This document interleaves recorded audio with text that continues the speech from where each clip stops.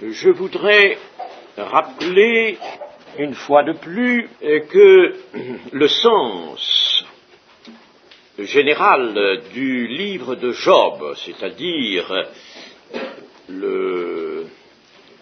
la portée qu'il prend dans l'ordre spirituel, ce qu'il va signifier véritablement, parce que on s'est beaucoup mépris sur ce livre, et même des auteurs chrétiens se méprennent du tout au tout sur ce livre.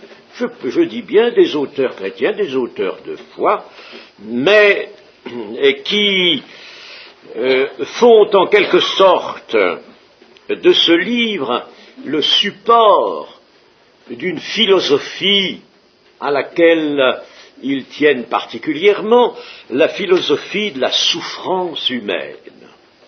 Alors, ils voient là que sans raison discernable, Dieu soumet son fidèle serviteur Job à une souffrance, parce que la souffrance a une grande place dans la vie de l'homme.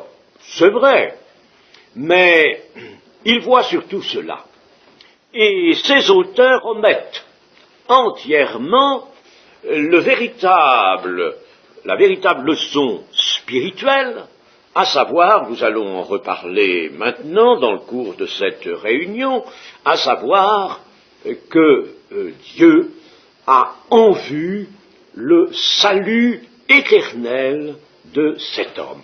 Et ayant en vue son salut éternel, il en a fait en quelque sorte, si vous voulez, un grand exemple ou comme un point de départ concernant non plus quelqu'un du peuple d'Israël, mais précisément quelqu'un qui est en dehors du peuple d'Israël, qui craint Dieu, qui se détourne du mal, qui est intègre et droit, et même en cela un grand exemple, un exemple unique.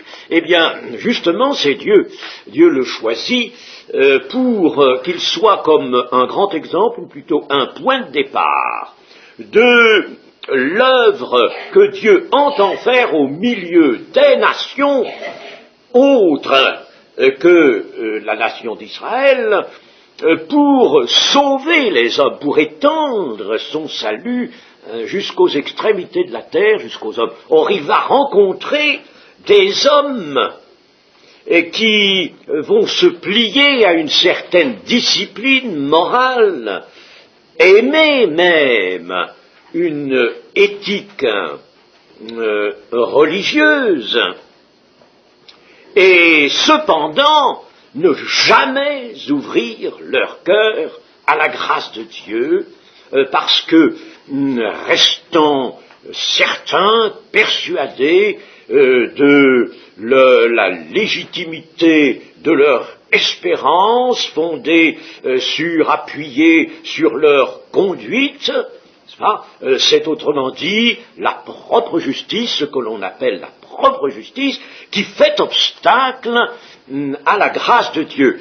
Et en outre, Dieu va montrer qu'il faut absolument que son amour trouve pénétration dans le cœur de l'homme. Il faut que l'homme parvienne à aimer Dieu indépendamment de toutes les circonstances de son existence, indépendamment de son environnement, indépendamment de ce qu'il a ou n'a pas, n'est-ce pas? Il faut que l'homme parvienne à aimer Dieu. L'homme sauvé, et c'est valable pour nous, sera un homme qui aimera Dieu pour lui-même.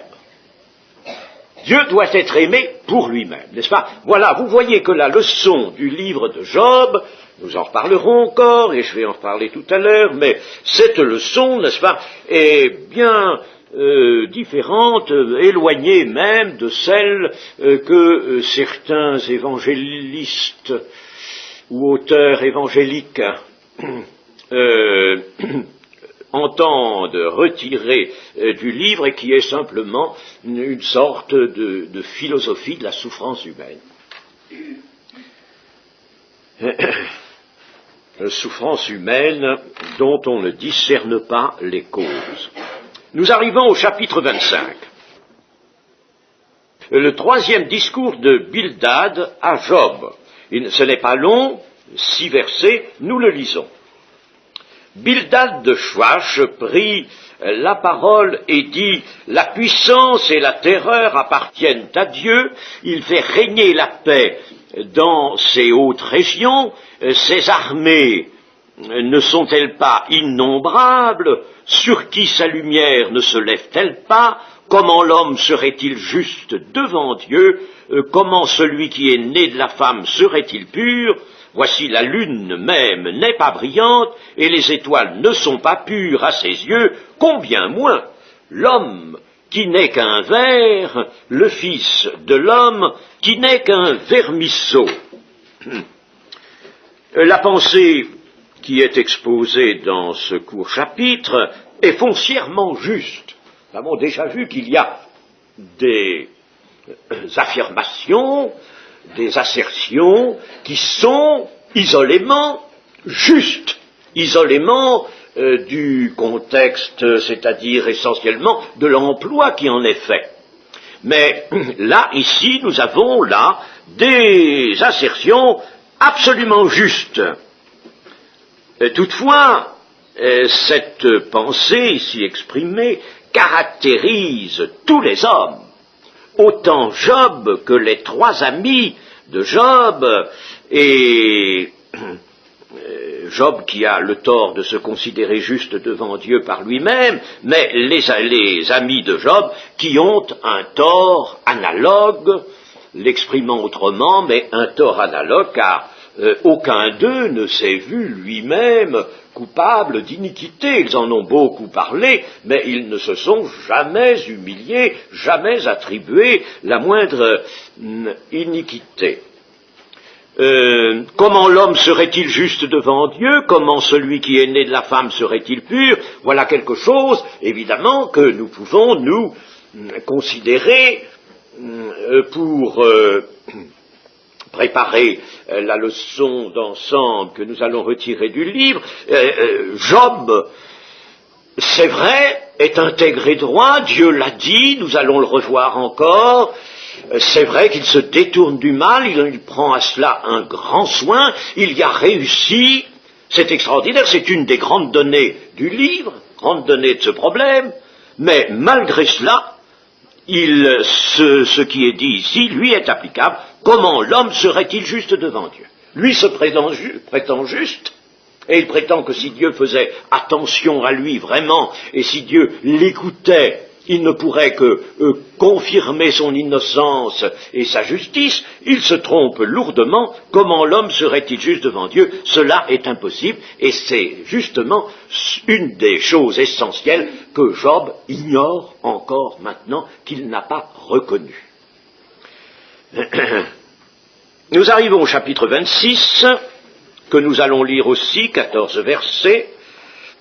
Job prit la parole et dit: comme tu sais bien venir en aide à la faiblesse, comme tu prêtes secours aux bras sans force, quel bon conseil tu donnes à celui qui manque d'intelligence, quelle abondance de sagesse tu fais paraître, à qui s'adressent tes paroles, et qui est-ce qui t'inspire? Devant Dieu, les ombres tremblent, au-dessous des eaux et de leurs habitants.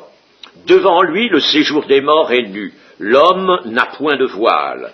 Il étend le septentrion sur le vide, il subterre sur le néant, il renferme les eaux dans ses nuages, et les nuages n'éclatent pas sous leur poids, il couvre la face de son trône, il répand sur lui sa nuée, il a tracé un cercle à la surface des eaux, comme limite entre la lumière et les ténèbres, les colonnes du ciel s'ébranlent et s'étonnent à sa menace, par sa force il soulève la mer, par son intelligence il en brise l'orgueil, son souffle donne au ciel la sérénité, sa main transperce le serpent fuyard, ce sont là les bords de ses voix, c'est le bruit léger qui nous en parvient, mais qui entendra le tonnerre de sa puissance?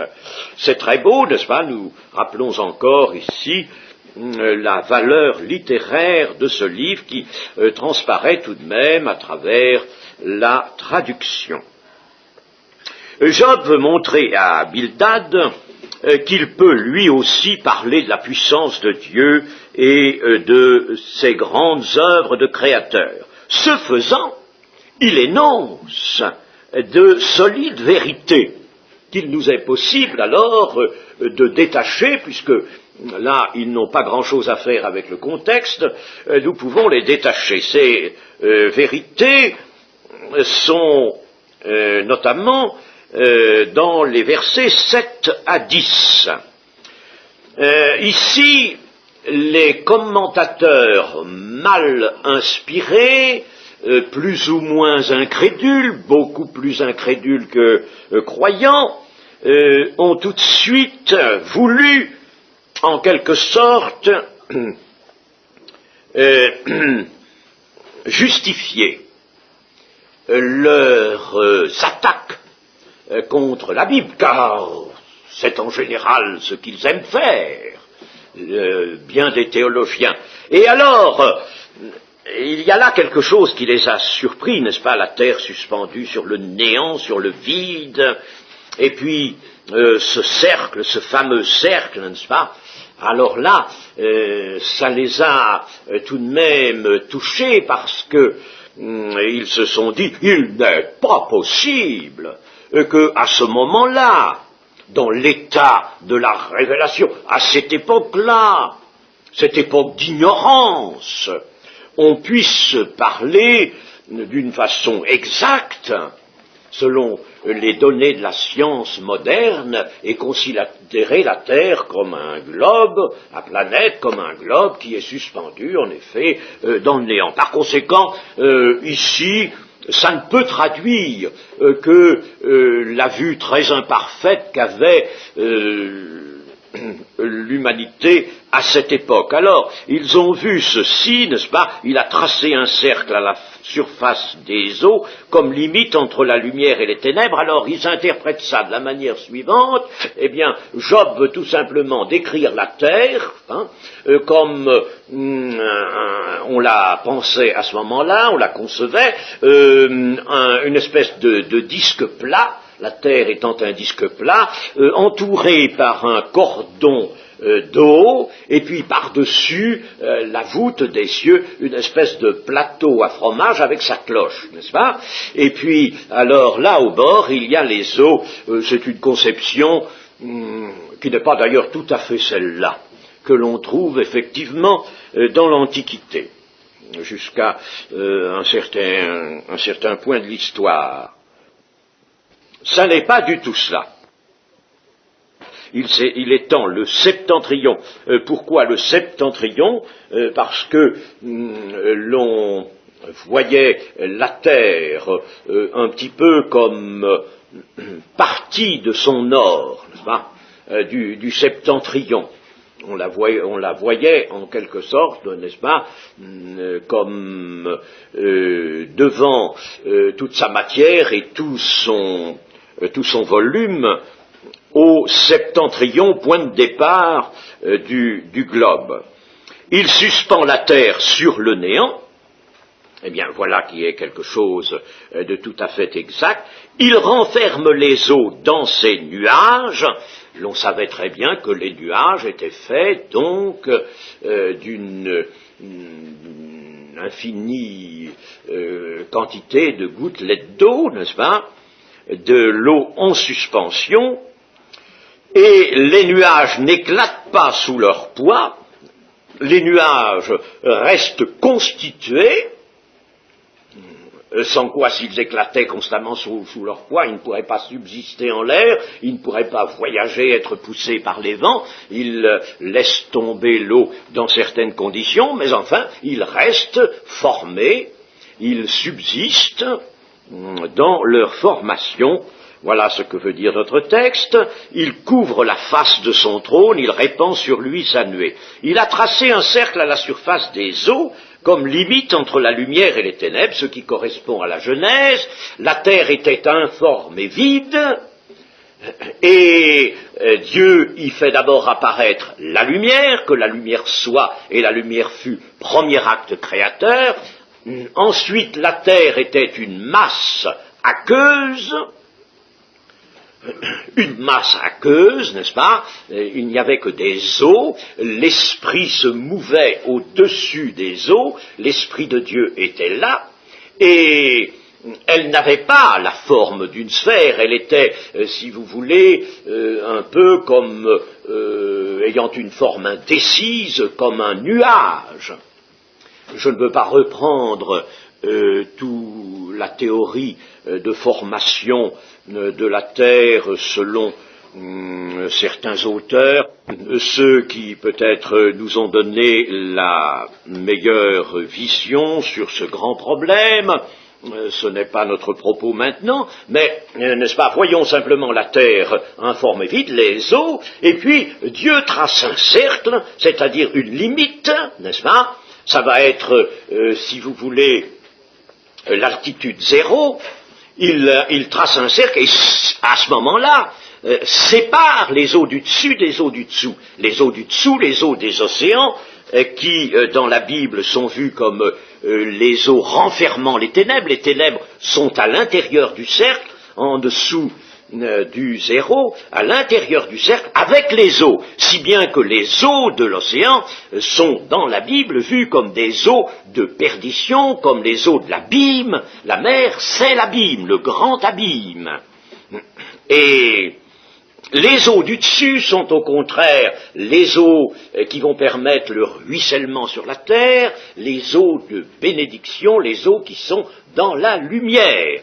Et cette séparation a été faite, vous savez qu'elle conditionne les circonstances, plus exactement, elle conditionne la terre, la vie sur la terre, et les quantités d'eau qui sont en dessus de la terre, c'est-à-dire dans le ciel, sont extrêmement importantes. On a voulu les chiffrer approximativement, mais elles constituent une part extrêmement importante de la masse des eaux qui appartiennent à notre globe et à son environnement. Voilà. Et donc il y a là, n'est-ce pas, quelque chose qui vient d'inspiration. Il est certain que Job prononce là des choses qui sont exactes, des vérités qui lui viennent d'inspiration. Parce que vous voyez que tout ça, dans le fond, est devenu parole de Dieu. Hein. Même les discussions des amis, même les erreurs que commettent ses amis, les erreurs surtout d'orientation, les erreurs d'inspiration, hein, tout cela est devenu parole de Dieu. Quelqu'un me disait un jour, ah mais vous savez, la Bible, parole de Dieu, n'est-ce pas? Eh bien, elle est telle, du fait qu'elle est inspirée du Saint-Esprit, que n'importe quoi, n'importe quel verset que l'on lise, eh bien, il faut le prendre comme une direction de Dieu, comme une affirmation de la vérité. Alors je dis à ce quelqu'un, mais vous n'êtes pas, par hasard, vous tombez à l'envers, sur la tête, hein? La vérité résulte de ce que nous dit la parole de Dieu, à condition que nous comprenions ce qu'elle nous dit. Et elle ne nous le dit pas en un seul verset. La parole de Dieu n'est pas composée de versets juxtaposés et qui annoncent comme des articles de code les vérités à retenir, n'est-ce pas? Il y a des choses qui sont dites et qui sont précisément à rejeter parce qu'elles sont dites par des gens qui sont insensés ou qui sont dans les ténèbres, mais cela, le texte nous le montre bien. Nous avons, par conséquent, si cela nous est dit, c'est pour nous montrer ce que nous devons rejeter, ce que nous ne pouvons pas prendre. Il y a bien sûr un jugement de l'esprit à utiliser pour comprendre les Écritures et s'en servir. Hein?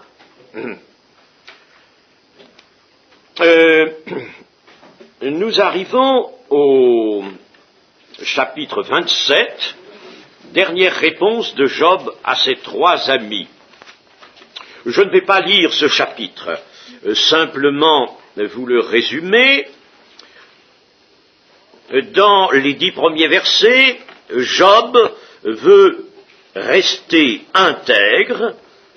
Il exprime sa volonté de rester intègre, quoi qu'il arrive. Mais il déclare que Dieu lui refuse justice et qu'il ne faiblira pas dans sa volonté de se justifier. Il veut rester juste, intègre, hein. Dieu lui refuse justice, mais pourtant, lui, il ne faiblira pas dans cette volonté de se justifier. Se maintient dans la justice, mais il veut d'autre part se justifier. Et si Dieu ne comprend pas, si Dieu ne voit pas encore, parce que c'est ce qu'il pense, si Dieu ne voit pas encore qu'il est vraiment juste, eh bien, pourtant, lui, il n'hésitera pas, il restera dans cette affirmation de sa propre justice. Dans les versets 11 à 23, Job revient sur les voies de Dieu, et le voici, chose étonnante, se déclarant d'accord à ce sujet avec ses amis. Oui, il parle de la part que Dieu réserve aux méchants, et cela selon la thèse même soutenue par ses interlocuteurs. Oui, c'est ce que ses interlocuteurs lui avaient surtout opposé, n'est-ce pas? Tu vois, voilà la part des méchants. Laissant bien sûr sous-entendre, si tu as la part, c'est que tu es méchant, c'est que tu as commis des iniquités. Voilà quelle était la thèse de ses interlocuteurs. Et Job, lui, avait soutenu la thèse du bonheur des méchants pour se défendre. Il avait dit, mais non, les méchants sont heureux, ils prospèrent, c'est extraordinaire, n'est-ce pas? Alors, si j'étais un méchant, je ne serais pas dans cet état. Donc, vous voyez bien que je ne suis pas un méchant. Eh bien, maintenant, au contraire, il va parler de la rétribution des méchants. Le méchant est frappé dans ses biens, dans sa famille, et Dieu lance sans pitié des traits contre lui, sans pitié des traits contre lui. Alors Job se contredit. Revoyons en effet un peu le verset 21, simplement dans le chapitre 21, les versets 13 et 30. Il s'agit des méchants, ils passent leur jour dans le bonheur et ils descendent en un instant au séjour des morts. Ils disaient pourtant à Dieu, retire-toi de nous, nous ne voulons pas connaître ta voix. Qu'est-ce que le Tout-Puissant pour que nous le servions? Que gagnerons-nous à lui adresser nos prières? Quoi donc? Ne sont-ils pas en possession du bonheur? Loin de moi le conseil des méchants, mais arrive-t-il souvent que leurs lampes s'éteignent, que la misère fonde sur eux, que Dieu leur distribue leur part dans sa colère, qu'ils soient comme la paille emportée par le vent, comme la balle enlevée par le tourbillon? Non, n'est-ce pas? Au verset 30, par exemple, au jour du malheur, le méchant est épargné, au jour de la colère, il échappe. Alors Job se contredit du tout au tout. Du tout au tout. Ce qui nous amène à une réflexion. Nous sommes là pour réfléchir, bien sûr, n'est-ce pas? Il y a des gens qui commentent, par exemple, Job, et puis ils ont, comme ils le font pour toutes les parties de la Bible, la maladie de vouloir se prendre un personnage et ce personnage lui accorder tous les avantages possibles. Ce personnage, c'est presque un idéal. Voilà encore une des déformations, ne pas que l'on trouve dans les systèmes interprétatifs de la Bible. C'est extraordinaire. Alors, Job, eh bien, malgré tout, c'est un personnage intègre, droit, il ne peut pas se tromper, alors il faut l'excuser en tout. Vous voyez comme c'est stupide, ça n'a aucune objectivité. Nous ne retirons rien à ce que Dieu a dit, il est intègre et droit, n'est-ce pas? Mais nous voyons bien les limites de cela. Et nous voyons bien tout de même que Job, ici, par exemple, se contredit. Alors, la leçon à tirer de cela, c'est que les disputes, les discussions, comme celles qui ont opposé les trois amis à Job, eh bien ces discussions ne mènent qu'à l'égarement. Et on peut y employer les vérités que l'on connaît, les vérités dont on est sûr, n'est-ce pas, mais on les emploie pour soutenir passionnément des thèses d'autodéfense. Comme c'est le cas de Job, c'est le cas des amis, n'est-ce pas? Ils veulent défendre leur point de vue, défendre leur situation, leur personne, pour Job, leur propre justice, n'est-ce pas? Et alors, ils emploient des thèses. Tout à l'heure, c'était commode, Job proclame le bonheur des méchants, et les méchants ne sont pas atteints. Dieu les laisse prospérer, toujours. Il en fait une chose générale. Et puis maintenant, il voit au contraire la rétribution des méchants, c'est-à-dire qu'ils tombent d'accord, en somme, avec ses amis, ce qu'ils ont soutenu contre lui. Chapitre 28, eh bien nous allons le lire, celui-là. Il y a pour l'argent une mine d'où on le fait sortir, et pour l'or un lieu d'où on l'extrait pour l'affiner. Le fer se tire de la poussière et la pierre se fond pour produire les reins. L'homme fait cesser les ténèbres, il explore jusque dans les endroits les plus profonds les pierres cachées dans l'obscurité, dans l'ombre de la mort. Il creuse un puits loin des lieux habités, ses pieds ne lui sont plus en aide et il est suspendu, balancé, loin des humains. Il voit, n'est-ce pas, des gens descendant par, non pas des ascenseurs, mais des systèmes de cordes dans les puits profonds creusés au sein de la terre pour extraire certains minerais ou certaines matières. La terre d'où sort le pain est bouleversée dans ses entrailles comme par le feu. Ces pierres contiennent du saphir et l'on y trouve de la poudre d'or. L'oiseau de proie n'en connaît pas le sentier, l'œil du vautour ne l'a point aperçu, les plus fiers animaux ne l'ont point foulé, le lion n'y a jamais passé. L'homme porte sa main sur le roc, il renverse les montagnes depuis la racine, il ouvre des tranchées dans les rochers, et son œil contemple tout ce qu'il y a de précieux. Il arrête l'écoulement des eaux, et il produit à la lumière ce qui était caché. Mais la sagesse, où se trouve-t-elle? Où est la demeure de l'intelligence? L'homme n'en connaît point le prix. Elle ne se trouve pas dans la terre des vivants. L'abîme dit, elle n'est point en moi, et la mer dit, elle n'est point avec moi. Elle ne se donne pas contre de l'or pur, elle ne s'achète pas au poids de l'argent, elle ne se pèse pas contre l'or d'Ophir, ni contre le précieux onyx, ni contre le saphir. Elle ne peut se comparer à l'or ni au verre, elle ne peut s'échanger pour un vase d'or fin. Le corail et le cristal ne sont rien auprès d'elle. La sagesse vaut plus que les perles. La topaze d'Éthiopie n'est point son égale, et l'or pur n'entre pas en balance avec elle. D'où vient donc la sagesse? Où est la demeure de l'intelligence? Elle est cachée aux yeux de tout vivant. Elle est cachée aux oiseaux du ciel. Le gouffre et la mort disent « Nous en avons entendu parler ». C'est Dieu qui en sait le chemin. C'est lui qui en connaît la demeure.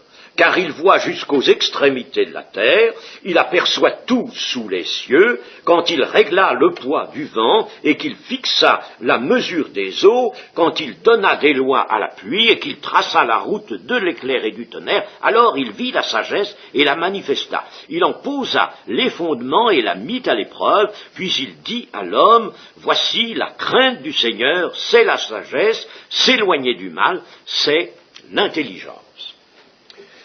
Eh bien, c'est une chose extraordinaire parce qu'il y a là une réponse de Job, continuation de sa réponse, et en réalité, nous nous trouvons là devant un enseignement, un énoncé de hauts principes que nous pouvons prendre du tout au tout, et qui est extrêmement intéressant, et qui n'a rien à voir, dans le fond, au milieu de la discussion qui oppose les trois amis à Job, rien à voir, n'est-ce pas? C'est quelque chose qui constitue en quelque sorte un morceau détaché. Mais cela nous montre jusqu'à quel point Job avait pénétré bien des mystères.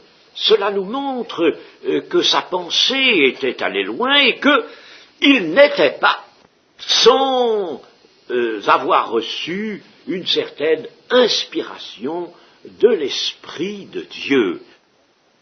Dieu ne lui avait même pas refusé son esprit pour qu'il soit éclairé comme il l'est là. Et quelle est sa démonstration? Eh bien, elle est celle-ci. L'homme a beau pouvoir exécuter des travaux très habiles et très ingénieux, il ne détient pourtant pas la sagesse et l'intelligence.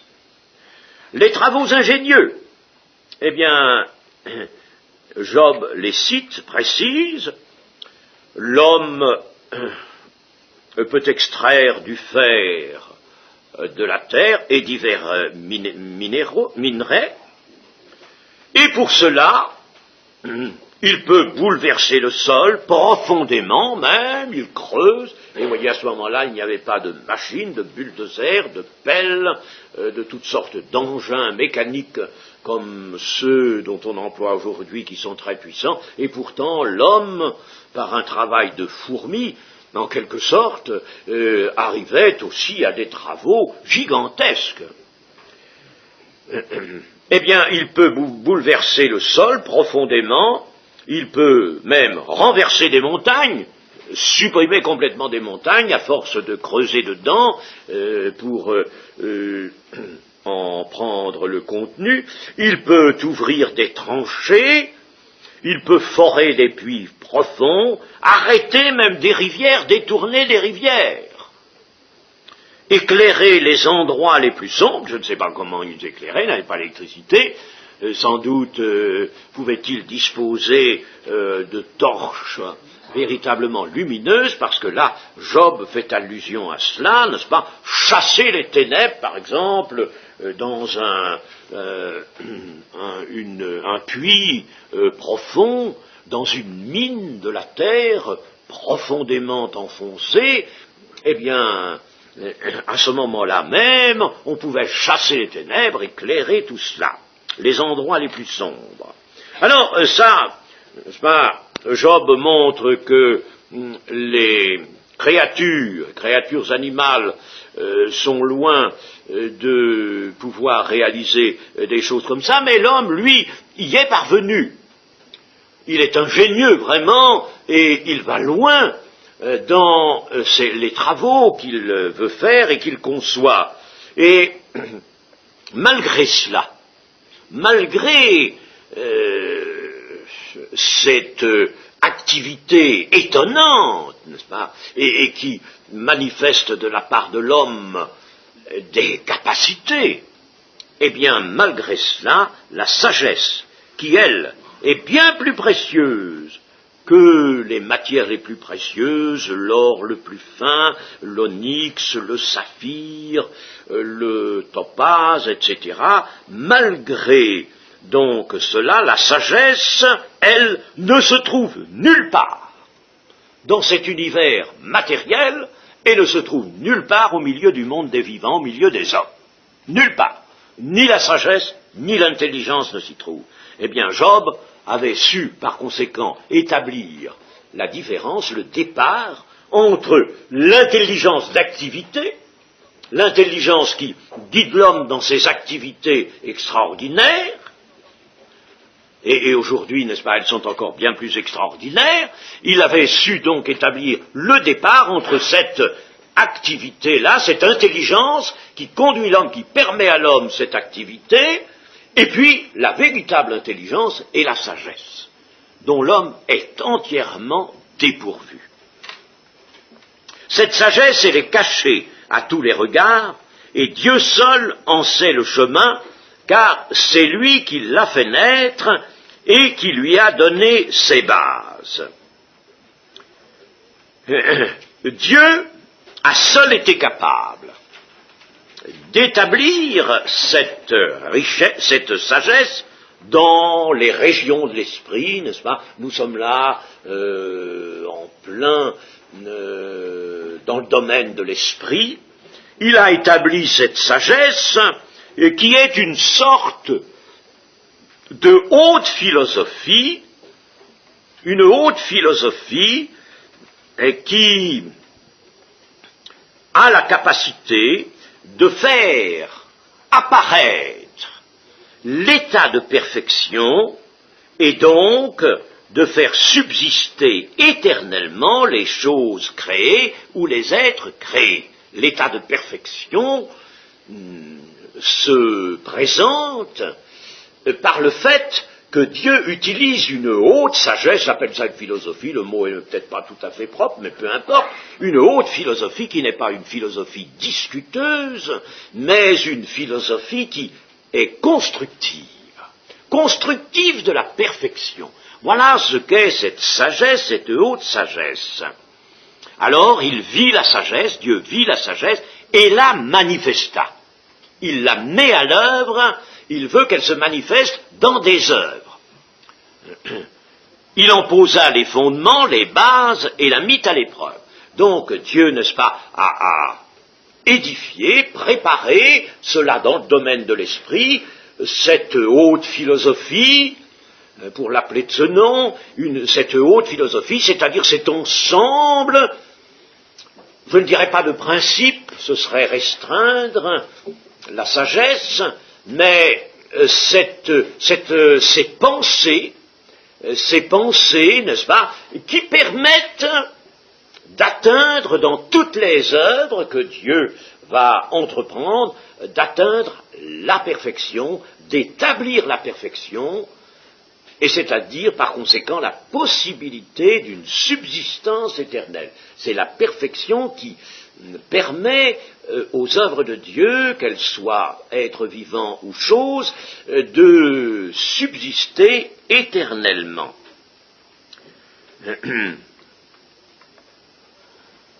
Dieu, en somme, par le moyen de cette sagesse dont il a lui-même assuré la conception, par le moyen de cette sagesse, Dieu s'est donné une maîtrise parfaite de l'univers qu'il crée. Alors, ensuite, ce chapitre, ce dernier verset du chapitre 28, conclut, puis il dit à l'homme, voici la crainte du Seigneur, c'est la sagesse, s'éloigner du mal, c'est l'intelligence.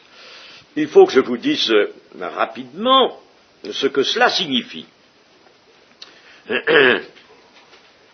Cela signifie que pour atteindre à la mise en utilisation de cette sagesse de Dieu par laquelle Dieu établit la perfection, pour atteindre à la mise en utilisation de cette sagesse ainsi que à la compréhension des œuvres de Dieu, elles sont incompréhensibles sans cette sagesse à laquelle est liée une intelligence d'esprit, intelligence spirituelle. Alors, pour atteindre à la mise en utilisation de cette sagesse, l'homme n'a qu'une seule voie à emprunter, et cette voie, c'est se laisser conduire par la crainte du Seigneur. Ici, c'est un raccourci, voici la crainte du Seigneur, c'est la sagesse. Eh bien, cela veut dire, n'est-ce pas, que la sagesse apparaîtra en l'homme si l'homme possède en son cœur la crainte du Seigneur et la met en pratique. La crainte du Seigneur, et s'il s'éloigne du mal, s'il sait que l'une des premières directions de la sagesse, ce sera de s'éloigner du mal, alors il aura l'intelligence. Il fera preuve d'intelligence et pourra utiliser l'intelligence. Qu'est-ce donc que cette crainte du Seigneur dont il nous est parlé ici, comme dans le livre des Proverbes, et dont nous retrouvons l'expression aussi dans le Nouveau Testament. Bien qu'il nous soit dit, l'amour bannit la crainte. Alors, c'est qu'il y a, n'est-ce pas, dans la pensée biblique, différents plans, différentes conceptions. Et là, je fais une petite digression, c'était infiniment dangereux, infiniment scabreux, que de construire des interprétations ou des doctrines avec la concordance. La concordance est un instrument utile, nécessaire, encore est-il qu'il faut savoir s'en servir. D'abord, celle que nous avons entre les mains est fort incomplète et il lui manque quantité de passages. Ces instruments que sont les concordances sont très difficiles à utiliser. Il faut beaucoup d'attention, de perspicacité. Parce que, n'est-ce pas, si par exemple on prend le mot crainte, alors on va pouvoir accoler l'un à côté de l'autre et faire peut-être un ensemble d'un tas de choses qui précisément ne vont pas ensemble. Un mot dans la Bible peut avoir différentes acceptions, son sens varie. Et ça, il faut s'en rendre compte, évidemment. L'étude de la Bible n'est pas quelque chose d'aussi simple qu'on peut croire. Alors, il faut prendre garde, n'est-ce pas, le mot crainte en particulier peut par exemple, nous désigner l'incrédulité la plus irréductible. Alors qu'ici, n'est-ce pas, la crainte du Seigneur, eh bien, n'est pas la crainte de l'incrédulité, mais au contraire une crainte qui est l'accompagnement de la foi. Alors, les croyants sont ceux qui craignent Dieu. Alors, je ne retiens que le concept crainte qui est associé à la foi, qui fait partie même de la foi. Les croyants sont ceux qui craignent Dieu ou qui craignent son nom. Par exemple, nous pouvons même dire que la crainte filiale, appelons-la filiale, celle-là, est associée à la louange et à l'adoration des élus dans le ciel. Prenons par exemple l'Apocalypse, au chapitre 14, verset 6, « Je vis un autre ange qui volait par le milieu du ciel, ayant un évangile éternel pour l'annoncer aux habitants de la terre, à toute nation, à toute tribu, à toute langue et à tout peuple. Il disait d'une voix forte, « Craignez Dieu et donnez-lui gloire, car l'heure de son jugement est venue, et adorez celui qui a fait le ciel et la terre et la mer et les sources d'eau. » Craignez et adorez. Craignez, donnez gloire et adorez. Et puis, dans le chapitre 15, verset 4, « Qui ne craindrait, Seigneur, et ne glorifierait ton nom, car seul tu es saint, et toutes les nations viendront et se prosterneront devant toi, parce que tes jugements ont été manifestés. » Voyez-vous, la crainte du Seigneur est là alliée à l'adoration, à la louange de Dieu. Elle est en somme, si vous voulez, si je veux aller vite, je ne vais pas m'étendre sur l'étude de ce mot maintenant, mais elle est le contraire de l'orgueil dans les cœurs. Celui qui a la crainte de Dieu, la crainte de l'Éternel, est quelqu'un qui est humble et qui n'a plus en lui l'orgueil. Alors je souhaite que vous ayez tous la crainte. Et cette crainte, elle comporte l'obéissance au commandement de Dieu, c'est pourquoi je vous dis, elle accompagne la foi, et elle conditionne la sanctification du chrétien. Elle conditionne la sanctification du chrétien.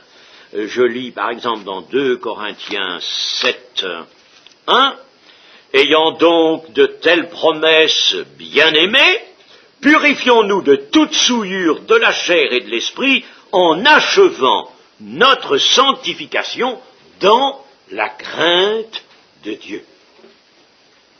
C'est pas la peur, mais c'est la crainte de Dieu. On n'est pas devant la majesté de Dieu, devant la sainteté de Dieu, on ne vient pas avec sa légèreté d'homme frivole, d'une manière inconsidérée, on vient dans l'humilité, car on sait que notre nature n'est que faiblesse, et que le Seigneur est grand et de combien au-dessus de soi. Bon, alors vous voyez, n'est-ce pas, que Job a énoncé dans ce chapitre 28 vraiment de grandes vérités, là un ensemble qui nous est utile. On peut prendre ce chapitre 28 et en faire, en somme, le transporter hors du livre de Job, en faire un morceau de la révélation qui, à lui seul, est très intéressant. Au chapitre 29, nous trouvons alors le commencement d'un long monologue de Job, ce qui va comprendre trois parties, chapitre 29, chapitre 30 et chapitre 31. Alors, je ne vais pas lire cela, simplement d'abord vous résumer le chapitre 29. Ici, Job ne parle plus à ses trois amis, il se parle comme à lui-même. Il a besoin de se rappeler avec mélancolie le temps de son bonheur, le temps où il était estimé de tous, à cause de sa charité et de ses vertus. Il prenait alors plaisir à manifester la justice de Dieu et à servir de moyen de manifestation à cette justice. Il était là pour montrer quelle était la justice en tout son comportement, montrer la justice de Dieu. Mais c'est magnifique, mais en cela, mes amis, il nous donne une leçon à nous chrétiens. Nous, n'est-ce pas, nous avons le salut par grâce, c'est bien, mais nous avons besoin de cela. Eh bien, Job, il l'avait. Et il n'avait pas le salut par grâce encore. Et pourtant, il avait cela. Voyez-vous, et quelque chose, n'est-ce pas, qui peut nous étonner, eh bien, je crois que Job n'exagère pas, c'est vrai. Son goût, son plaisir, c'était d'entrer pleinement dans la justice et de la manifester dans tout son comportement, dans toute sa vie. Et il la connaissait. Et on s'aperçoit par le détail, n'est-ce pas, je vous laisse le soin de lire ces chapitres, et on voit qu'il connaissait la justice de Dieu. Il croyait pouvoir compter sur la stabilité du bonheur qu'il goûtait dans cette première phase de son existence. Au chapitre 30, nous avons la suite du monologue de Job, comme on l'appelle. Et alors là, dans ce chapitre, il considère ses malheurs présents. Le chapitre 30 commence d'ailleurs par « Et maintenant, je suis la risée de plus jeune que moi ». Les malheurs présents. À son bonheur passé, Job oppose sa triste et lamentable condition présente. Et il voit avec souffrance des hommes méprisables, il y en a toujours sur la terre des hommes méprisables qui ont saisi l'occasion de ces malheurs pour l'accabler par le moyen de chansons. On devait le porter en dérision, il était la risée, on le portait en dérision dans des chansons. Les chansons, c'est toujours facile de construire des chansons, et tout le monde s'esclaffe dans des chansons, par des propos, et même par des injures. Et sans cesse, Job était humilié devant ces hommes méprisables. Que pouvait-il répondre? Chers amis, mais ça faisait partie, bien entendu, de cette épreuve extraordinaire à laquelle Dieu soumettait son fidèle Job. Et c'est Dieu que Job voit comme l'auteur de ses malheurs. Ah, c'est pas très bon, bien sûr. Et Dieu qui est l'auteur de ses malheurs.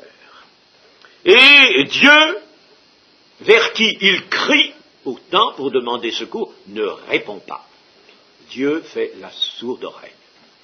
Et pourtant, n'est-ce pas, dans d'autres textes, dans le psaume 107 par exemple, nous voyons que Dieu entend le cri des malheureux, le cri de ceux qui sont dans la détresse, il entend leur cri et il les secourt.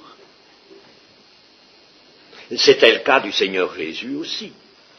Le Seigneur Jésus, n'est-ce pas, avait bien lancé cet appel, vous tous qui êtes chargés et fatigués, venez à moi, et je vous donnerai du repos pour vos âmes. Et quand cette Cananéenne, dans le territoire de Tyr et de Sidon, vient vers lui et crie derrière lui, et vient même se prosterner à ses pieds, aie pitié de moi. Au début, il ne lui répond pas. Lui qui appelle, venez à moi, vous tous qui êtes fatigués, chargés, je vous donnerai du repos pour vos âmes. Et cette femme cherche du repos, cherche justement le secours, elle vient avec une foi extraordinaire. Et le Seigneur Jésus ne lui répondit pas un mot. Ah, ça nous fait découvrir peut-être quelque chose. C'est qu'il y a certaines attitudes de Dieu auxquelles nous ne nous attendrions pas. Et des attitudes de Dieu qui sont nécessaires. Oh, combien, et nous le disons avec Paul, les voies de Dieu sont incompréhensibles. Vraiment, n'est-ce pas? Incompréhensibles. Cependant, elles sont magnifiques. Elles sont des voies de justice. Elles sont des voies de sainteté. Elles sont les voies de son amour et de sa miséricorde. Et ça, il ne faut jamais s'en départir. Jamais. La déconvenue de Job est terrible. Attendant le bonheur, c'est le malheur qui lui arrive. Ce sont les ténèbres qui lui parviennent à la place de la lumière. Il est vrai que, comme le début du livre le montre, Dieu a permis à Satan d'atteindre Job dans sa santé sans que Satan puisse l'amener à la mort. Alors que Dieu ne peut pas être insensible au cri de l'infortuné Job, qui avait aimé la justice, qui avait été plaisant à Dieu, il est impossible que Dieu ne soit insensible, Dieu qui entend tout, Dieu qui voit tout, Dieu qui sonde tout, il ne peut pas être insensible, et il ne lui répond pas.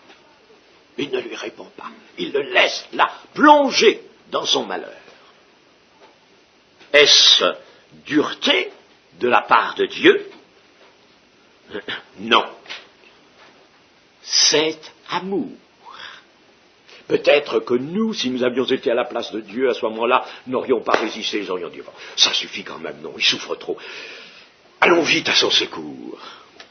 Nous n'aurions pas aimé Job.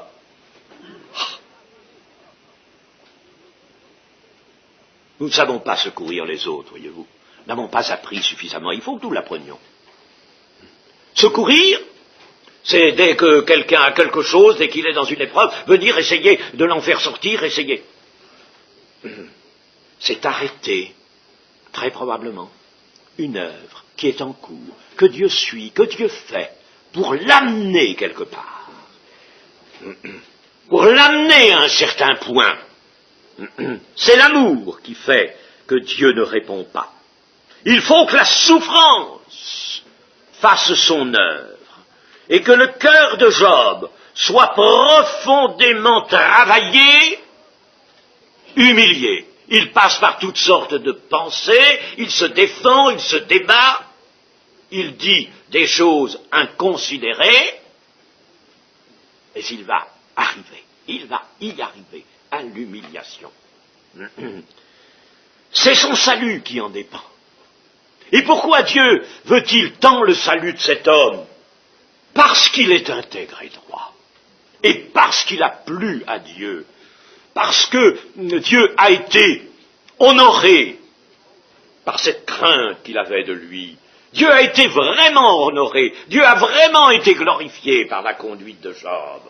Il aime cet homme, il y tient, il est précieux à Dieu, alors il le fait souffrir. Il le laisse dans la souffrance, il le laisse dans ce bain, dans ce travail, où son âme passe par toutes les transes possibles. Si Dieu arrêtait trop tôt l'épreuve, elle resterait sans fruit, improductive. Le cœur de Job garderait son erreur, son illusion,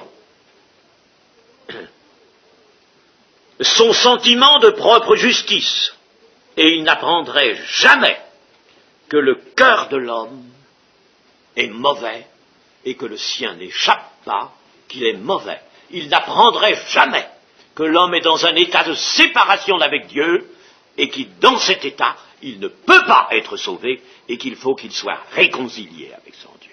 Mais pour être réconcilié, il faut qu'il soit humilié. Ce n'est pas volontiers que Dieu humilie l'homme, dit le psaume, mais c'est pour son bien. Nous ne pourrions pas, n'est-ce pas, évidemment, concevoir que Dieu puisse aller jusque-là. Eh bien, ce que cela nous aide à concevoir, peut-être, à comprendre, peut-être, pour une part, autant que faire se peut, comprendre, peut-être, ce qui nous arrive, les événements de maintenant. Et si nous le comprenons, peut-être irons-nous plus vite, au point où Dieu nous attend, à cette humiliation où son amour nous veut.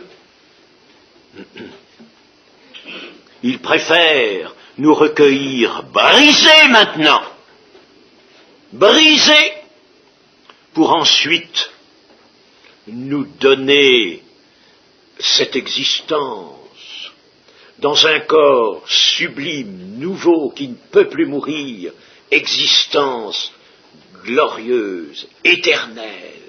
Il préfère cela, et que nous soyons brisés maintenant pour être ensuite glorifiés. Nous arrivons au chapitre 31, que nous verrons encore ce soir, car il faut que nous allions vite. Je ne vais pas le lire et je vous laisse le soin de le lire. Dans ce chapitre, vous verrez que Job revient à son innocence, qu'il proclame de plus belle. Il affirme qu'il a toujours fui les passions humaines et qu'il a soutenu les pauvres et les faibles, les traitant avec justice. Il n'a jamais laissé l'idolâtrie même pénétrer en son cœur.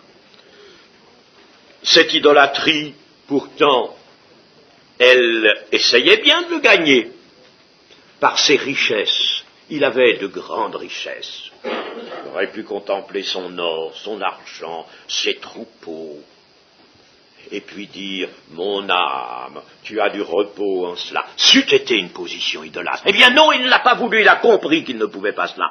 Et autour de lui, on adorait le soleil, la lune. Lui, il s'en écartait. Il n'a jamais consenti à l'arrogance des puissants, des riches, usant au contraire de charité pour les pauvres, pour les indigents, pour l'étranger. En résumé, il s'est rigoureusement gardé de toute convoitise de toutes sortes, de tout mensonge, de tout adultère, de toute dureté envers les esclaves et les indigents, de tout orgueil dans sa situation élevée, de toute idolâtrie, alors qu'il possédait de grandes richesses, de toute joie maligne, joie qu'aurait pu lui inspirer le malheur d'un ennemi, par exemple, se réjouir, n'est-ce pas, de celui qui l'a provoqué. Eh bien non, il ne se réjouissait pas du malheur, même de son ennemi. Il se gardait de tout manquement au devoir de l'hospitalité, de toute hypocrisie, comme aussi des péchés, qu'ils soient grossiers, qu'ils soient plus subtils. De tous les péchés, il y en a tant qui se présentent devant l'homme au cours de son existence. Même si la terre, sa terre à lui, avait eu une voix, elle n'aurait pas pu le condamner. Même si cette terre se mettait à parler, elle n'aurait pas pu condamner son propriétaire, Job, n'est-ce pas? Elle ne l'aurait pas pu. Vraiment, Job était intègre et droit, et craignait Dieu en se détournant du mal. Or, voici qu'il est accablé de maux, de souffrances physiques et morales, d'humiliation, comme s'il était cet abominable impie arrivé au jour de son châtiment. Comment comprendre? Comment comprendre cela?